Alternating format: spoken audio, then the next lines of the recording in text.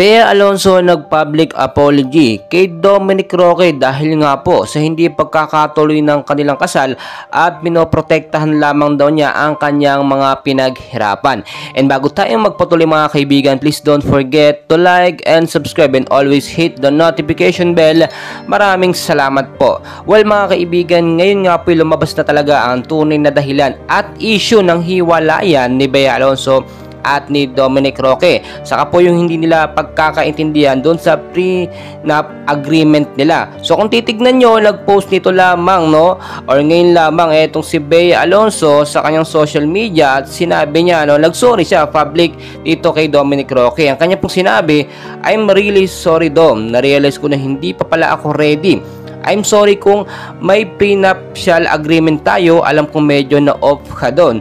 I'm just protecting kung ano-ano yung mga pinaghirapan ko. So mga kaibigan, malinaw nga na isa sa pinaka main issue ng kanilang hiwalayan ay yung pera nga po at yaman ni Bea Alonso. Once po kasi na magpakasal ang isang babae at lalaki o mag-couple, may mga agreement yan na kung magkakaroon nga ba sila ng conjugal property o mag-iisahin yung kanilang property, yung yaman ng babae at ng lalaki ay pag-iisahin na lamang at pag-aari nila parehas, nasa agreement po yun.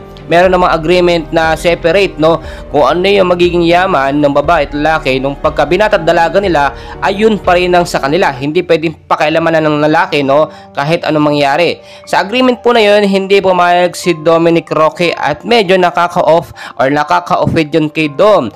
At yun na rin sa side ni Dominic Roque, talagang minasama po nila yung agreement na sinabi po ni Bea Alonso, which is pagpoprotekta lang naman sa yaman ni Bea Alonso. Pero kung pumayag po si Dominic Roque sa pagkakataon na yun, matutuloy sana yung kasal. Medyo nakaka-offend lang kasi syempre parang walang tiwala itong si Bea Alonso dito kay Dominic Roque at pinapalabas lang ni Bea Alonso na mas marami siyang yaman na dapat niyang protektahan.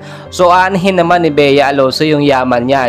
Pag namatay naman ng tao, hindi naman niya madadala lahat ng yaman niya na yan. Saka si Dominic Roque, mabait naman po yan. Kung sakasakali naman mahatian maging isa yung yaman nila, gagamitin naman nila sa magiging anak nila at syempre pera lamang yung kikitain niya. Ang pinakamahalaga po talaga sa isang pagsasama ay yung pagmamahalan. Yung pera po hindi yan makakabili ng pag-ibig, tandaan nyo yun mga kaibigan.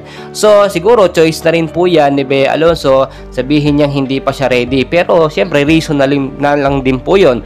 Then kung matatandaan ninyo, si Dominic Roque pinagtanggol din sa mga bashers itong si Bea Alonso, pagpapakita rin ng support na sana wag na daw i-bash itong si Bea Alonso dahil nga po doon sa issue na yon. So kung titignan nyo, unti-unti nga po naayos yung problema nila at sana nga magkaroon ng pagbabago o pag-isipan nila kung sila nga ba dediretso pa sa pagbabalikan o talagang hindi na. Pero kung sakaling man pong hindi na, alam naman natin marami pang nakalaan sa kanila. Si Dominic Roque, bata pa yan, 33 pa lang yan. Si Bea Alonso nasa 38 na pa-40s na siya, pero sana alam naman natin kung may nakalaan talaga sa kanya, darating at darating po yan sa tamang pagkakataon, and hopefully mas mayaman kay Dom o mas maraming pera mayaman talaga ang makuha ni Bea Alonso. Well mga kaibigan, patuloy ko kayong i-update, and please huwag kalimutan mag-like and